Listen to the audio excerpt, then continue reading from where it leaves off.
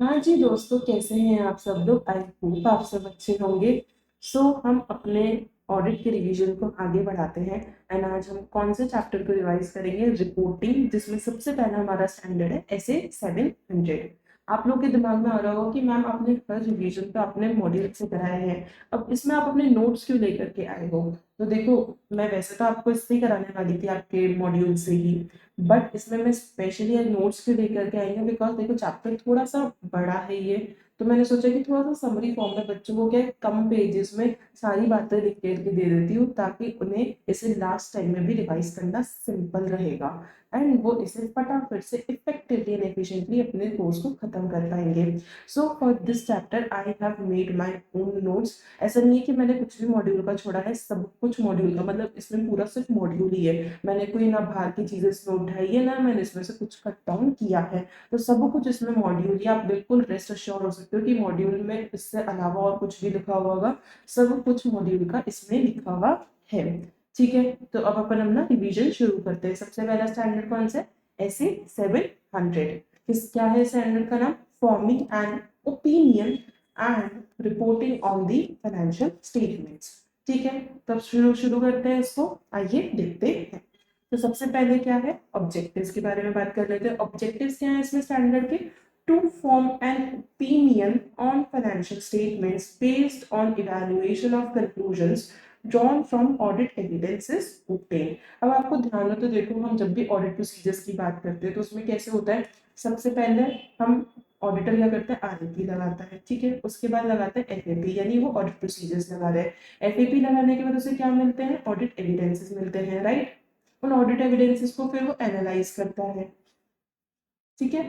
Analyse करने के बाद वो कुछ कंक्लूजन्स पे पहुंचता है, और उन कंक्लूजन्स के बेसिस पे वो अपनी रिपोर्ट बनाता है एंड उसमें ओपिनियन देता है। तो आपको ये प्रोसीजर पता ही पूरी है कि किस तरह से चलता है। पहले हम प्रोसीजर्स लगाते हैं, प्रोसीजर्स के बाद हमें ऑडिट एविडेंसेस मिलते हैं, ऑडिट एविडेंसेस को हम एनालाइज करते हैं, एनालिसिस की बेस पे हम कंक्लूजन्स बनाते हैं, कंक्लूजन्स की बेसिस पे हमारी रिपोर्ट बनती है, जिसमें कि हमारी ओपिनियन लगती है। ठीक है, तो इसके बारे में यहाँ पे लिखा हुआ है। क्या है next line? To express opinion through written report. ठीक है, आगे देखते हैं। अब आगे बात अपनी basic elements of auditor's report, मतलब एक जो ऑडिटर की रिपोर्ट होती है। देखो, आप लोग तो ऑलरेडी मतलब आर्टिकलशिप कर चुके हो, तो उसमें हमने अगर स्टैट्यूटरी ऑडिट डिपार्टमेंट में काम किया है तो आपने ऑडिट रिपोर्ट देखी होगी, जिसमें एक पर्टिकुलर सेट पैटर्न होता है कि जिसके अकॉर्डिंग आपको अपनी रिपोर्टिंग करनी होती है। तो वो सेट पैटर्न कहाँ लिखा हुआ है? अपने ऐसे 700 में लिखा हुआ है। तो सबसे पहले क्या बात करनी है अपन को? टाइटल देना है। टाइटल क्या होता है अपना? Independent auditors report, right. यही अपन का टाइटल रहता है, वही इसमें लिखा हुआ होना चाहिए।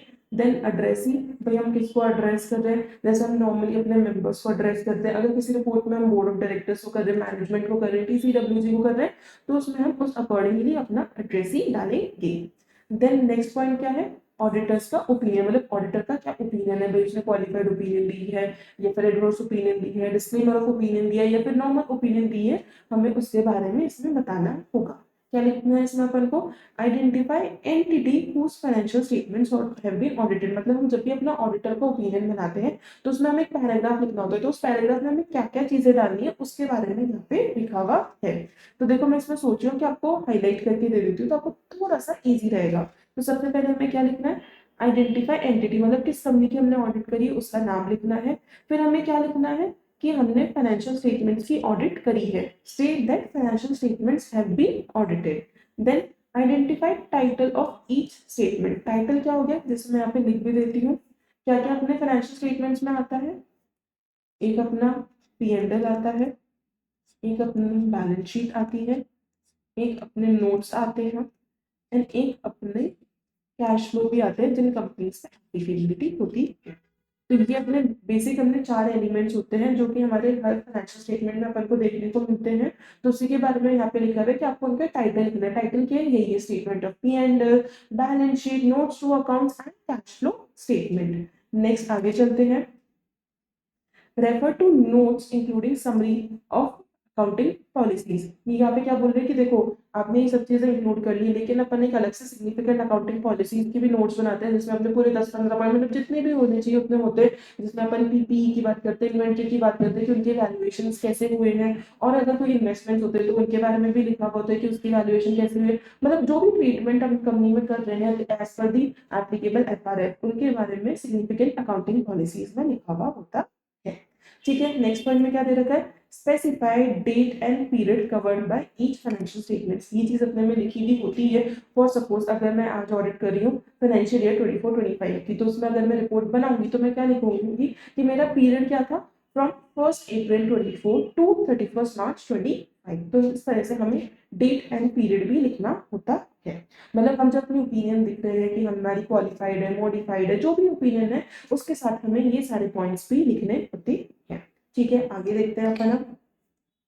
अब आता है अपना बेसिस फॉर ओपिनियन, भाई हमने किस बेसिस पे ये ओपिनियन बनाया, भाई हमने अगर क्वालिफाइड दिए तो हमने क्वालिफाइड क्यों दिए, तो उसके हमें बेसिस बेसिस मतलब कि रीजंस भी लिखने होते हैं। तो उसमें रीजंस में हमें और क्या क्या पॉइंट मतलब बेसिक हमें क्या क्या चीजें पैराग्राफ में ऐड करनी होगी वो यहाँ पे लिखा हुआ है। State that audit was conducted as per standards of auditing. देखो अगर आप लोग को थोड़ी सी भी याद हो तो हम हमेशा इसे लिखते हैं in accordance with audit evidence obtained performed through the procedures as prescribed in standards on auditing। तो भाई इस तरह से हमें पूरी लैंग्वेज बना के लिखना होता है कि हमने as per standards on auditing ही काम को किया है। फिर क्या लिखा हुआ है, refer to section of auditor's responsibilities, हमें ये चीज मतलब देखो दोनों की रिस्पॉन्सिबिलिटी होती है, मैनेजमेंट की रिस्पॉन्सिबिलिटी, ऑडिटर की रिस्पॉन्सिबिलिटी। मैनेजमेंट की रिस्पॉन्सिबिलिटी भी हमारी रिपोर्ट में लिखी जाती है, ऑडिटर की रिस्पॉन्सिबिलिटी भी हमें हमारे उसमें लिखी जाती है। तो जब हम अपने रीजंस लिख रहे हैं कि हमने ये ओपिनियन क्यों दी है, तो उसमें हमें ये भी रेफर करना पड़ेगा कि भाई ऑडिटर की ये सारी रिस्पॉन्सिबिलिटीज है और वो इस सेक्शन में लिखी हुई है, तो हम वहां जाकर के पढ़ सकते हो कि भाई हमारी एज ऑडिटर क्या क्या रिस्पॉन्सिबिलिटीज है। Then include statement that auditor is independent of the entity। भाई ये चीज हमें मेंशन करना बहुत जरूरी है कि हम एंटिटी से इंडिपेंडेंट है, हम किसी भी तरह से बाइस नहीं थे टुवर्ड्स द एंटिटी, हमारी ऑब्जेक्टिविटी को कोई भी हर्ट नहीं था। बेसिक हमें बस इतना लिखना है, we are independent of the entity. आगे देखते हैं, state that audit evidence obtained is sufficient and appropriate, मतलब हमें ये भी बताना है कि हमें जितने भी ऑडिट एविडेंसेस मिले हैं वो sufficient and appropriate है to form a conclusions. Right, अब आगे चलते हैं। तो यहाँ तक अपन ने चार एलिमेंट्स की बात कर ली। देखो ये इसी के मतलब क्रोनोलॉजिकल ऑर्डर में है ऑलरेडी कि भाई पहले आपका टाइटल आएगा, फिर आपका एड्रेस ही आएगा, फिर आपकी ओपिनियन आएगी, फिर आपके बेसिस फॉर ओपिनियन आएगा। ऐसे नहीं कर सकते पहले आपने रीजंस लिख दिए ओपिनियन के फिर आप ओपिनियन लिख रहे हो, भाई ये तो कुछ बना ही नहीं ना, पहले हम रीजंस पढ़ रहे फिर ओपिनियन पढ़ रहे। नहीं भाई, पहले आपको ओपिनियन लिखना है and then you have to state the basis और रीजंस फॉर योर ओपिनियन। ठीक है, अब आगे चलते हैं।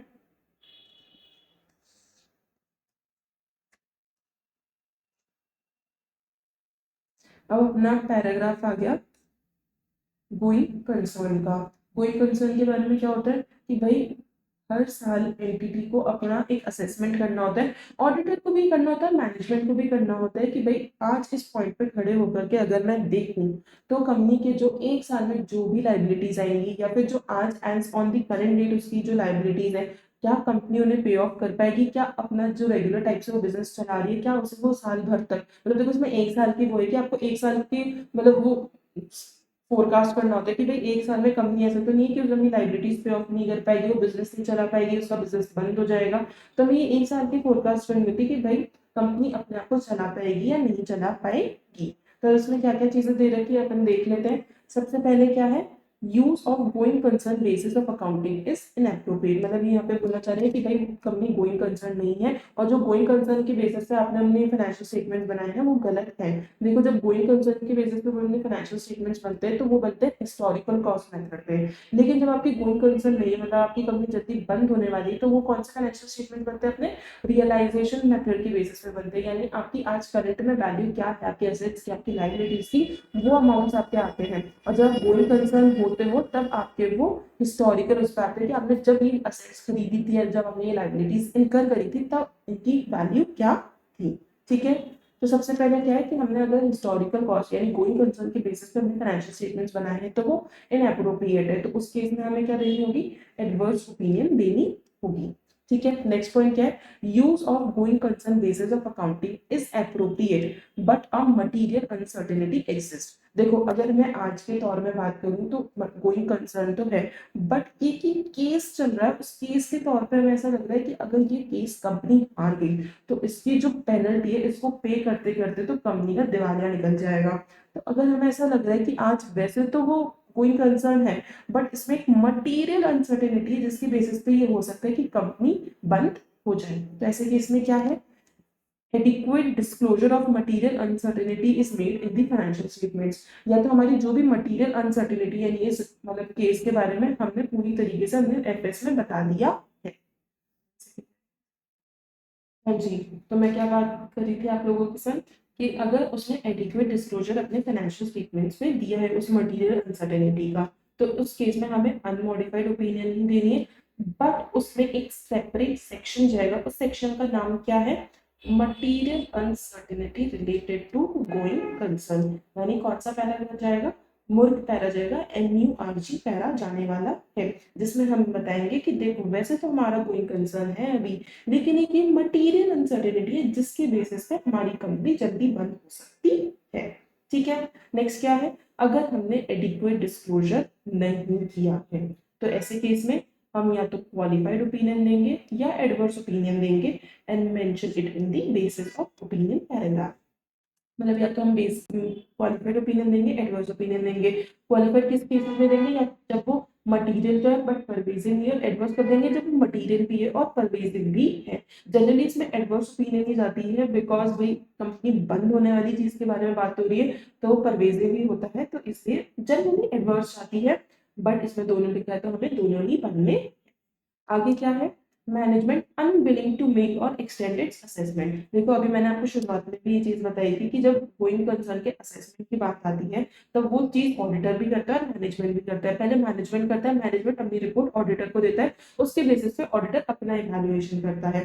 तो अगर मैनेजमेंट ने इस तरह का अपना कोई खुद का कोई भी असेसमेंट नहीं किया है और नहीं करना चाह रहा है, ऑडिटर ने बोला कि भाई तुम करो, फिर भी मैनेजमेंट बोला कि नहीं मैं नहीं करूंगा, तो ऐसे केस में भाई ऑडिटर को चेक करना पड़ेगा, भाई उसे देखना पड़ेगा कि सच में ऐसी कोई प्रॉब्लम तो नहीं है जिस वजह से मैनेजमेंट ही असेसमेंट करना ही नहीं चाहता, बिकॉज उनको पता है कि अगर हमने असेसमेंट किया तो जरूरी आ जाएगा कि कंपनी गोइंग कंसर्न नहीं है और वो 1 साल के अंदर अंदर बंद हो जाएगी। तो भाई ऑडिटर को एक बार मतलब देखना पड़ेगा उसको, इसके इम्प्लीकेशन यानी इसके क्या इफेक्ट्स आएंगे उसकी रिपोर्ट के ऊपर कि भाई अगर ये कोई कंसर्न नहीं है तो उसको एडवर्स ओपिनियन देनी पड़ेगी, कोई मटीरियल अनसर्टेनिटी है तो उसके अकॉर्डिंग उसे रिपोर्टिंग करनी पड़ेगी, तो उसको ये सारी इम्प्लीकेशंस अपनी ऑडिट रिपोर्ट के ऊपर चेकआउट करने होंगे।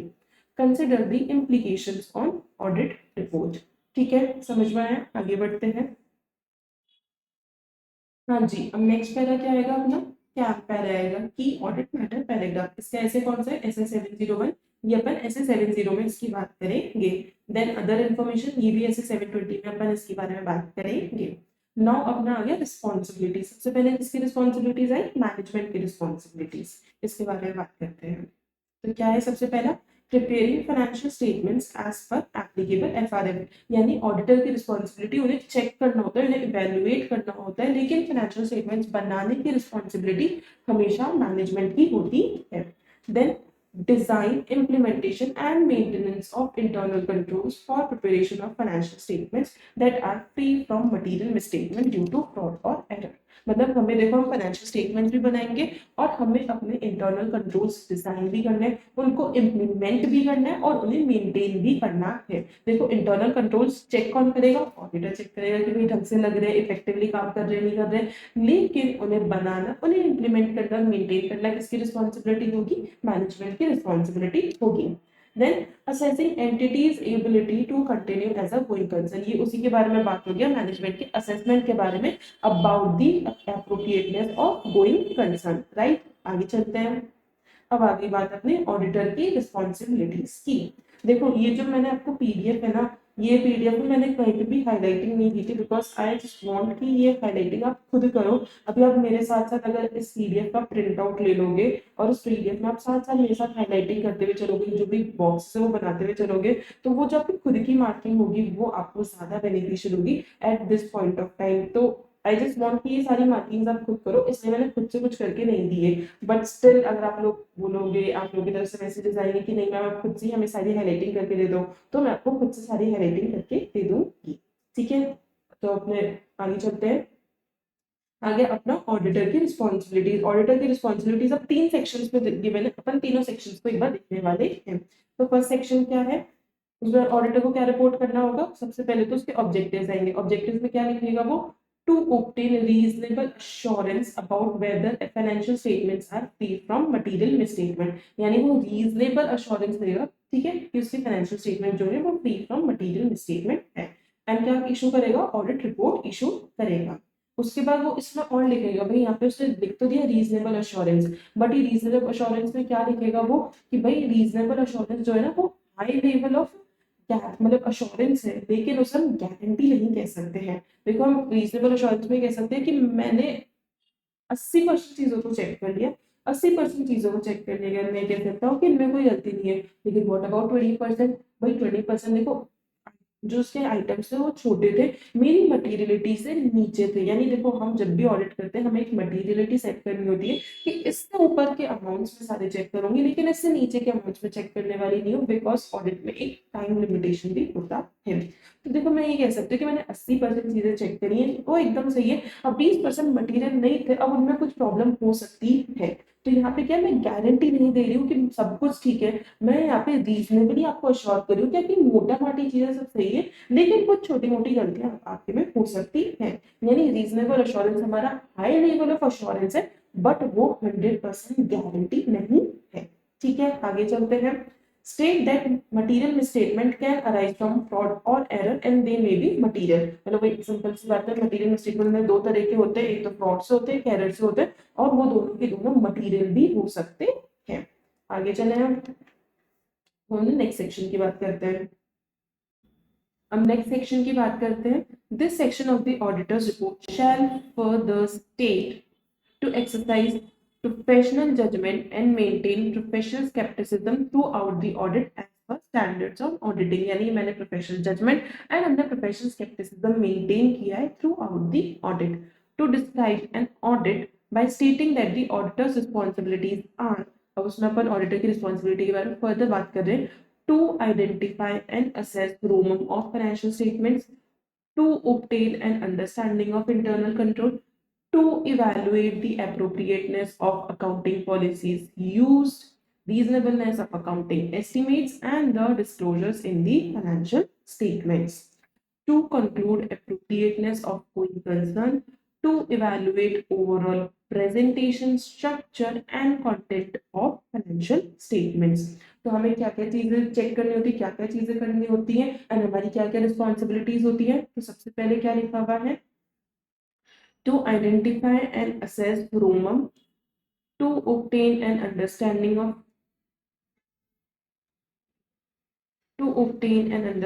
of internal control। अब ये दोनों अपने कौन से ऐसे इसके बारे में बात कर रहे हैं, ऐसे 3-1 यूसी में लिखे हुए हैं, राइट। आगे चलते हैं। To evaluate the appropriateness of, अब हम फाइनेंशियल स्टेटमेंट्स में क्या क्या चेक करेंगे, हम अपनी अकाउंटिंग पॉलिसीज को चेक करेंगे, जो भी हमने अकाउंटिंग एस्टिमेट्स यूज करें उनकी रीजनेबलनेस चेक करेंगे, एंड जो भी हमारे डिस्क्लोजर्स हैं इन दी नोट्स टू अकाउंट्स उन्हें भी हम चेकआउट करेंगे कि वो अप्रोप्रिएट है या नहीं है। देन हम क्या चेक करेंगे कि हमारा जो कोई कंसर्न है कंपनी का वो अप्रोप्रिएट है कि नहीं है। एंड हम लास्ट में हम फाइनेंशियल स्टेटमेंट्स में और क्या चीज देखने वाले हैं, उसका ओवरऑल प्रेजेंटेशन, उसका स्ट्रक्चर क्या है, वो एज पर अपन बात करते हैं ना कि division 1 of the schedule 3, division 2 of the schedule 3, यानी जो एएस एंड इंडेस के अकॉर्डिंग हमारे जो फाइनेंशियल स्टेटमेंट्स होते हैं, तो उनमें जो स्ट्रक्चर गिवन है, उनमें जो कंटेंट गिवन है, उसी के अकॉर्डिंग ही फाइनेंशियल स्टेटमेंट्स बने हैं कि नहीं बने, वो भी हमें चेकआउट करने होते हैं। हमेशा ये सुना नहीं है कि हमारे पार्टनर बोलते हैं, हमारे प्रिंसिपल बोलते हैं कि ये जो शेड्यूल 3 के कंप्लायंस इनको चेक करो, इसको फाइनेंशियल स्टेटमेंट्स पे एनालाइज करो, इनमें चेक करो कोई गलती तो नहीं है। तो वो क्या होता है, हमें यही चेक करना होता है कि उनका overall presentation structure and content एकदम करेक्ट है या नहीं है। ठीक है, आगे चलते हैं। ये बेसिक मतलब आपको इसमें ना कुछ देर से ज्यादा याद रखने की जरूरत नहीं है, ये ऐसी चीज है जो आपने अपनी प्रैक्टिकल लाइफ में की होगी। देखो हो सकता है कुछ बच्चे से डीटीआईटी वाले एरिया में रहे हो तो उनके लिए नया मतलब उन्होंने कभी नहीं किया हो, लेकिन जो स्टैट्यूटरी ऑडिट में थे उन्होंने पक्का पक्का ये चीजें की होंगी, तो वो मेरी बात से बिल्कुल रेजोनेट कर पाएंगे और उन्हें अलग से चीजों को याद करने की जरूरत नहीं है, वो बस एक बार पढ़ेंगे तो भी उन्हें दिमाग में रह जाएगी। और जो डीटीआईटी वाले बच्चे हैं वो थोड़ा सा मेहनत कर लेना, और ये मतलब पॉइंट्स बहुत ज्यादा हार्ड नहीं है, आप भी इन्हें आराम से कर पाओगे।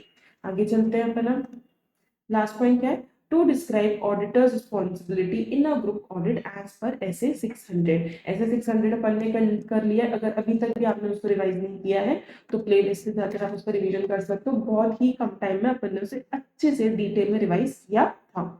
तो ऐसे सेक्शन किसके बारे में बात करते हैं, using the work of other auditor, उसमें भी हमारी ऑडिटर की कुछ रिस्पॉन्सिबिलिटीज थी कि भाई तुम्हें अदर कॉम्पोनेंट ऑडिटर को ये चीजें बतानी है, उसको टाइम बताना है, उसकी स्पेशल रिक्वायरमेंट्स क्या है, ऑडिटिंग रिक्वायरमेंट्स क्या है, अकाउंटिंग रिक्वायरमेंट्स क्या है, वो सब हमें उसे बताना होगा। उसके साथ एक क्या कहता है अपन ने लाइसेंस सेट करना पड़ेगा कि भाई दोनों आपस में एक दूसरे से कम्युनिकेट कर रहे हैं, कुछ भी मेन चीजें हैं तो एक दूसरे को बता रहे हैं। तो इस तरह से जो एक ऑडिटर होता है यानी जो प्रिंसिपल ऑडिटर है उसकी क्या रिस्पॉन्सिबिलिटीज होती है वो भी हमारे ऑडिट रिपोर्ट में जाती है। ठीक है, आगे चलते हैं अपन हम।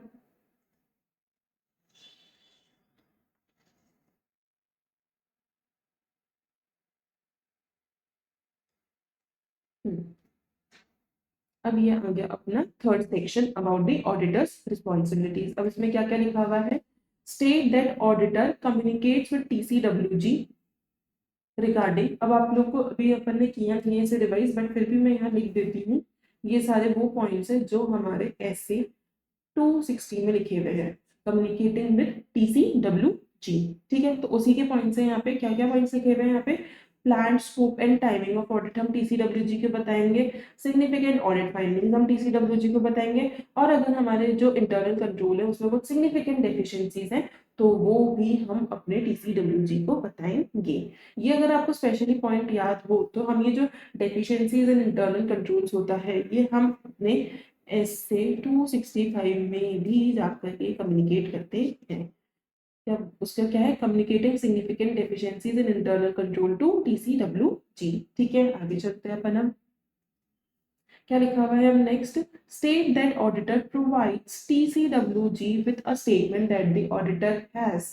अब हमें टीसीडब्ल्यूजी को और क्या क्या चीजों के बारे में बताना होगा, हमने किन किन चीजों की हमारी रिस्पॉन्सिबिलिटीज और है, complied with relevant ethical requirements regarding independence यानी हम इंडिपेंडेंट थे, and communicate with them all relationships, मतलब हमारा कोई अगर फैमिली रिलेशनशिप है, हमारा कोई मतलब आप ऐसे भी कह सकते हो, एक तो होता है फैमिली रिलेशनशिप, एक होता है हमारा कुछ फाइनेंशियल रिलेशनशिप कि भाई हमारा खुद का कोई सेल्फ इंटरेस्ट है तो वो भी हम सब कुछ बताना होगा, और any other matter that affect the auditor's independence and where applicable related safeguards, यानी अदर मैटर्स भी कोई और है जिससे हमारी इंडिपेंडेंस को हर्ट होता है और उनसे हमें सेफगार्ड मतलब उनसे अपने आप को बचाने के लिए हमने अगर कोई सेफगार्ड्स लगाए हैं तो उनके बारे में भी मुझे टीसीडब्ल्यूजी को बताना होगा। ठीक है, नेक्स्ट पॉइंट क्या है, इन accordance with S L 701, S L 701 क्या है, कम्युनिकेटिंग की audit matters, the auditor describe these matters in audit report unless law is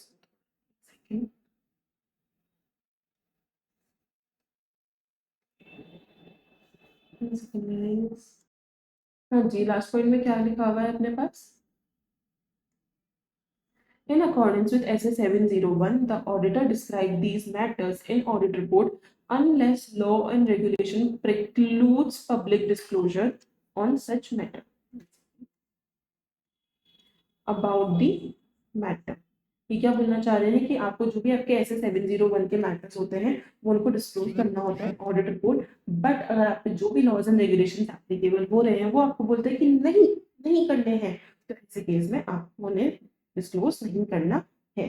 ठीक है, क्या आगे लिखा हुआ है, in extremely rare circumstances auditor determines that a matter should not be communicated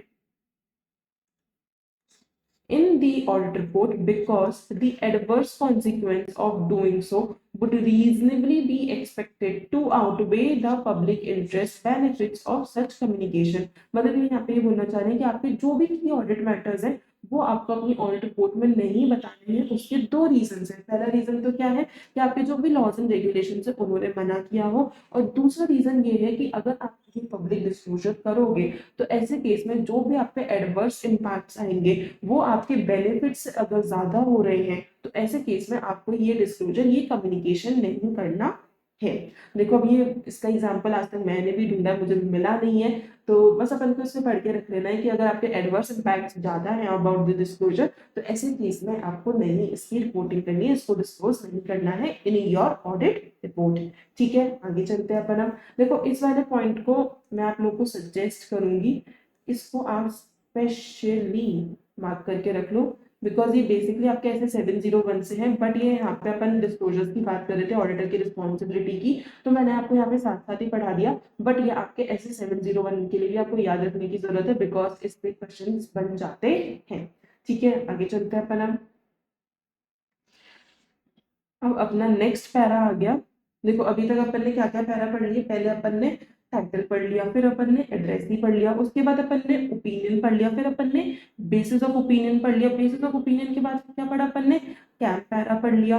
right, camp para के बाद अपन ने क्या पढ़ा, अदर इन्फॉर्मेशन पैरा, फिर क्या पढ़ा, मैनेजमेंट की रिस्पॉन्सिबिलिटीज, देन अपन ने ऑडिटर की रिस्पॉन्सिबिलिटीज। अब अपन कौन सा पैरा देखने वाले हैं, location of description of auditor's responsibilities. मतलब अभी तक अपन ने जो ये ऊपर ऑडिटर की रिस्पॉन्सिबिलिटी पढ़ी थी ये कहाँ पे लिखी हुई होगी उसके लोकेशन के बारे में बात हो रही है। या तो जहाँ पे हमारा मतलब सबसे पहले तो यही है कि जैसे हमने मैनेजमेंट की रिस्पॉन्सिबिलिटी लिखी, उसके नीचे ऑडिटर की रिस्पॉन्सिबिलिटी की हेडिंग लिखी और उसके नीचे ये रिस्पॉन्सिबिलिटीज लिख दी, तो ये तो हो गया within body of auditor's auditor report. Then उसके बाद क्या है, within appendix to auditor report, in which case report shall include reference to location of appendix। एक होता है कि भाई हमारी बहुत सारी रिस्पॉन्सिबिलिटीज है, तो ऐसे केस में मैंने एक अपेंडिक्स बनाया, उसमें मैंने अपनी सारी रिस्पॉन्सिबिलिटीज लिख ली, तो जो मेरा मेन रिपोर्ट है उसमें मैंने ऑडिटर रिस्पॉन्सिबिलिटी की हेडिंग डाली और उसके नीचे लिख दिया कि अपेंडिक्स ए में जाकर, जो कि पीछे के पीछे अटैच है बिल्कुल, वहां पे जाकर के ऑडिटर की रिस्पॉन्सिबिलिटी पढ़ सकते हो। उसका तीसरा अपन तरीका क्या निकाल सकते हैं, by specific reference in auditor report to the location on website of an appropriate authority। कि अगर जो भी ऑडिटर की रिस्पॉन्सिबिलिटी है वो किसी अप्रोप्रिएट अथॉरिटी, किसी गवर्नमेंट साइट पे, आईसीआई की साइट पे, कहीं पे भी उसकी सारी रिस्पॉन्सिबिलिटीज लिखी हुई हैं, तो ऐसे केस में जो ऑडिटर रिस्पॉन्सिबिलिटी का पहला सेक्शन होगा उसके नीचे में उस वेबसाइट का यूआरएल नंबर दे दूंगी कि इस वेबसाइट पे आप क्लिक करके या फिर उस यूआरएल को कॉपी करके आप सारी रिस्पॉन्सिबिलिटीज मेरी पढ़ सकते हो। ठीक है, आगे चलते हैं अपन। अब आगे अपने पास क्या पैरास बचे, एक तो अदर रिस्पॉन्सिबिलिटीज का, यानी आपके जो भी लॉज एंड रेगुलेशन है उसके रिगार्डिंग में अगर आपकी अदर कोई लॉज एंड रिस्पॉन्सिबिलिटीज है तो उनको भी आप इस पैरा में लिख सकते हो। देन आपका सिग्नेचर आ जाएगा, प्लेस ऑफ सिग्नेचर मतलब हमेशा बिल्कुल एकदम नीचे अपन करते हैं ना, तो वहां पे प्लेस आ जाएगा, and date of audit report. तो ये तो अपने बात हो गई कि हमारी ऑडिट रिपोर्ट में क्या क्या जाएगा। आगे चलते हैं अपन। हम हाँ जी, अब नेक्स्ट पॉइंट क्या है अपना, audit report for audits conducted as per both standards on auditing issued by the ICI and international standards on auditing और standards on auditing of any other jurisdiction. यानी अगर आपने जो ऑडिट रिपोर्ट इशू करी है, एक तो वो जो हमारे स्टैंडर्ड्स ऑन ऑडिटिंग जो हमारे आईसीआई ने, हमारी मदर बॉडी ने इशू करे हैं उसके बेसिस पे भी है, और इंटरनेशनल स्टैंडर्ड्स ऑन ऑडिटिंग के बेसिस पे भी है। तो क्या हम ऐसी ऑडिट रिपोर्ट इशू कर सकते हैं जिसमें हमने दो स्टैंडर्ड्स का यूज किया है, दो अलग अलग जुरिस्डिक्शन के स्टैंडर्ड्स का यूज किया है, तो क्या हम ऐसी रिपोर्टिंग कर सकते हैं, द आंसर इज यस, बिल्कुल कर सकते हैं, बट उसकी कुछ कंडीशंस है, आइए उन्हीं कंडीशंस को देखते हैं।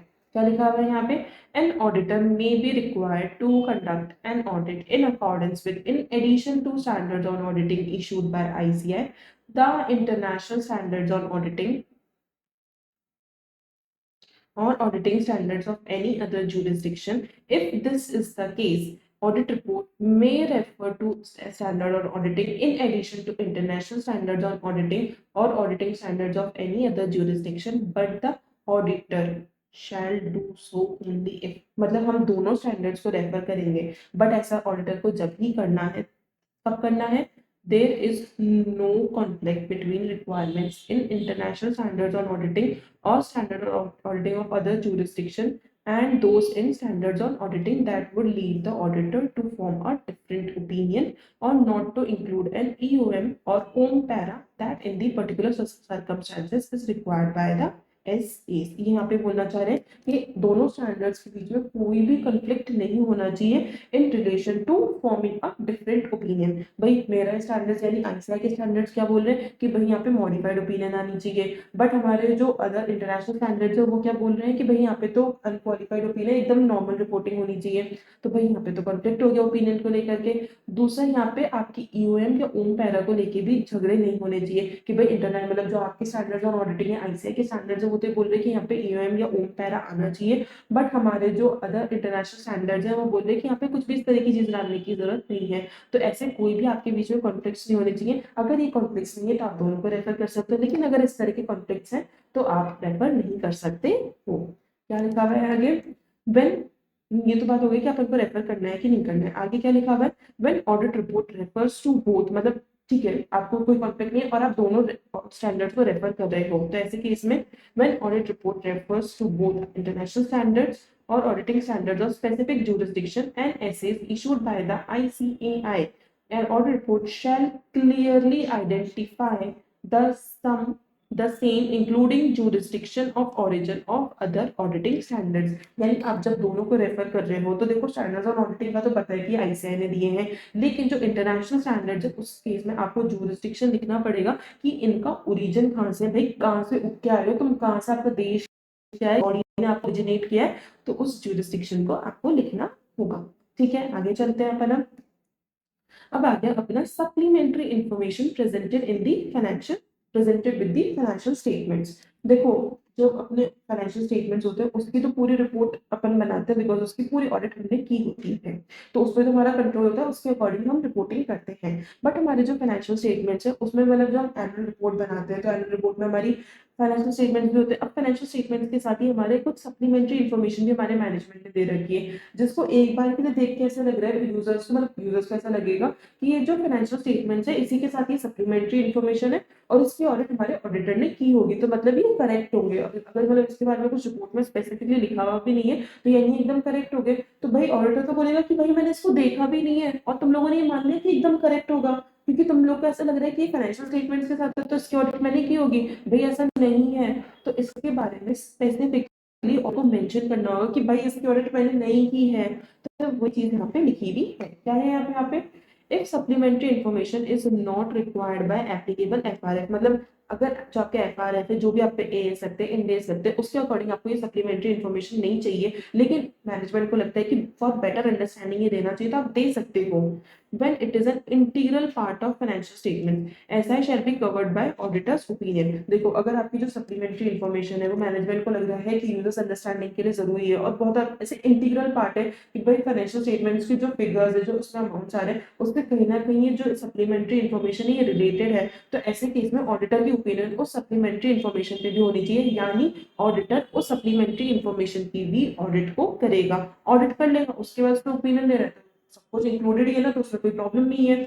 आगे क्या लिखा हुआ है? Not considered an integral part of the audited financial statements, यानी वो इंटीग्रल पार्ट नहीं है आपके फाइनेंशियल स्टेटमेंट्स की। Auditor shall evaluate whether such SI is presented in a way that sufficiently and clearly differentiates it from the audited financial statements। तो हमें ये check करना पड़ेगा कि हमारे जो फाइनेंशियल स्टेटमेंट्स है उसमें एकदम क्लियरली डिफरेंशिएट है कि नहीं है। If this is not the case, यानी वो properly differentiated नहीं है, then auditor shall ask management to change how unaudited SI is presented। यानी हम मैनेजमेंट को बोलेंगे कि आपने जिस तरह से SI को प्रेजेंट किया है ना इसको चेंज करो, बिकॉज इससे ऐसा लग रहा है कि ये फाइनेंशियल स्टेटमेंट के साथ जुड़ी हुई है और इस पे ऑडिट मैंने की है, तो इसको डिफरेंशिएट करो ताकि यूजर्स को लगे कि इसकी ऑडिट मैंने नहीं करी है। If management refuses to do so, यानी मैनेजमेंट बोला कि नहीं मैं नहीं करूंगा ऐसे change, auditor shall identify unaudited SI and explain in audit report that such SI has not been audited। यानी फिर हमें अपने ऑडिट रिपोर्ट में बात लिखनी होगी कि आप ये जो सप्लीमेंट्री इंफॉर्मेशन देख रहे हो इसकी ऑडिट मैंने नहीं करी है। तो समझ में आया? देखो अगर इंटीग्रल पार्ट है तो उसकी ओपिनियन आप दोगे, यानी उसकी ऑडिट आप करोगे, लेकिन अगर इंटीग्रल पार्ट नहीं है तो ऐसे केस में आपको चेक करना पड़ेगा कि वो क्लियरली डिफरेंशिएट है कि नहीं है, और अगर क्लियरली डिफरेंशिएट नहीं है तो हम मैनेजमेंट को बोलेंगे कि चेंज करो, वो चेंज करने से मना कर रहे तो हम अपनी ओपिनियन में लिखेंगे कि इस सप्लीमेंट्री इन्फॉर्मेशन पे मैंने कोई अपनी रिपोर्टिंग नहीं करी है। ठीक है, समझ में आया? तो here we have completed our SA 700 fully. बहुत इजीली अपन ने इसे कंप्लीट कर लिया। बहुत ही छोटा सा स्टैंडर्ड है, ज़्यादा इसमें दिमाग लगाने की भी जरूरत नहीं है। पूरा अपन ने मॉड्यूल कवर किया। मॉड्यूल से बाहर बहुत ही रेयर चांसेस होते हैं आते हैं, और अगर आएगा भी तो 5 क्वेश्चन, 5 मार्क्स से ज़्यादा में क्वेश्चन आने वाला नहीं है। तो देखो कौन सा अपने फुल मार्क्स वैसे भी आ जाते हैं कभी, देखो जोक्स अपार्ट, कभी भी थ्योरी में अपने फुल मार्क्स आ नहीं सकते। बहुत ही एक्सेप्शनल बच्चे होते हैं जिनके फुल मार्क्स भी आ सकते हैं या 90-95 प्लस आ सकते हैं। बट हम इतना ट्राई कर सकते हैं कि हम अच्छे एग्जामिनेशन 70 प्लस मार्क्स इतना अपन स्कोर कर सके। तो उसके लिए अगर अपन मॉड्यूल को पूरा कर दे तो we can be rest assured कि हमारा मॉड्यूल से इतना कंटेंट तो आएगा कि हम अच्छे एग्जामिनेशन को स्कोर कर सकते हैं। तो भाई जितना कोर्स, जितना कंटेंट हमें आईसीआई ने प्रोवाइड किया है उतना अपन अच्छे से कर लेंगे तो हम ऑडिट में एकदम अच्छा अच्छा कर पाएंगे। सो मुझे इतना ही आप लोगों के साथ इस वीडियो में बात करनी थी। So this is C Ranjani Gupta signing off. Tata bye bye.